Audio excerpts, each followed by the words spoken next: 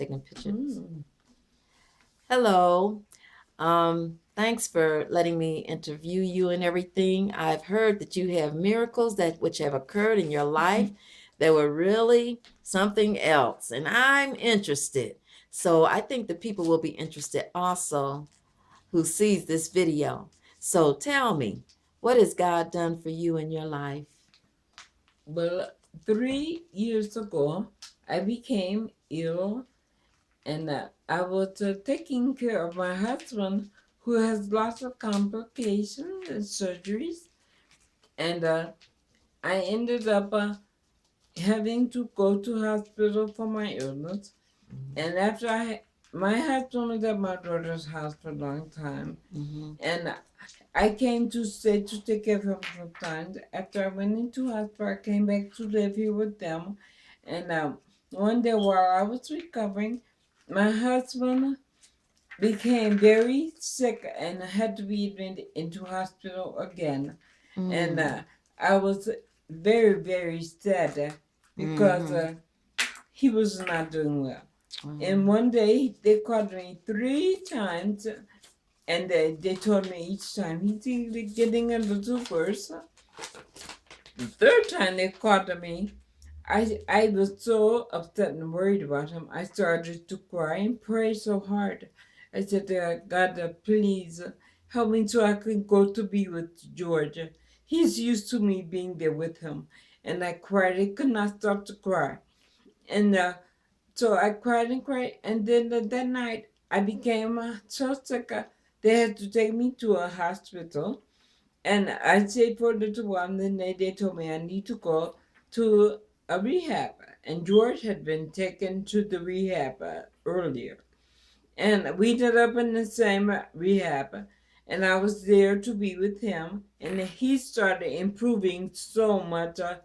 And everyone there was saying, "Oh, look at how Nadine has helped Georgia to feel much better." And I was just thanking God all the time that I could be with him. And during the day, I would take him outside, out in the winter, but God bless me to have strength and a will. And I would take him outside to the beautiful garden in the nursing home. And he would, and I would enjoy the sun and the fresh air every day almost in the summer. And And you did all this while you were in the wheelchair also? yes, I could go to his room and I would help him, and the nurses would help him to get into a chair. And I could push him. I would push him while I was in my wheelchair. I had very strong legs, and I would move my legs and get around the nursing home on my own a lot. And I could push him. He was a big man, but I could do. And we both enjoyed each other's company so much, and he improved and improved so much. He would not eat before I came, but I had the meals with him every day, breakfast, lunch, and dinner. And I would call him on the phone and say, "George, it's time to come to eat. Come to eat with me." And then he would tell his nurse, "Okay, I will go to eat." And he got stronger and stronger. And while I was in the nursing home, there was one man who could not speak English. He was from another country, and no one there could speak with him. And he was very sad. He used to cry a lot. And one day when my husband had to go back to hospital for something to be done, I talked to the man, and as I was talking to him, I would ask him questions in English, of course. I do not speak any other language.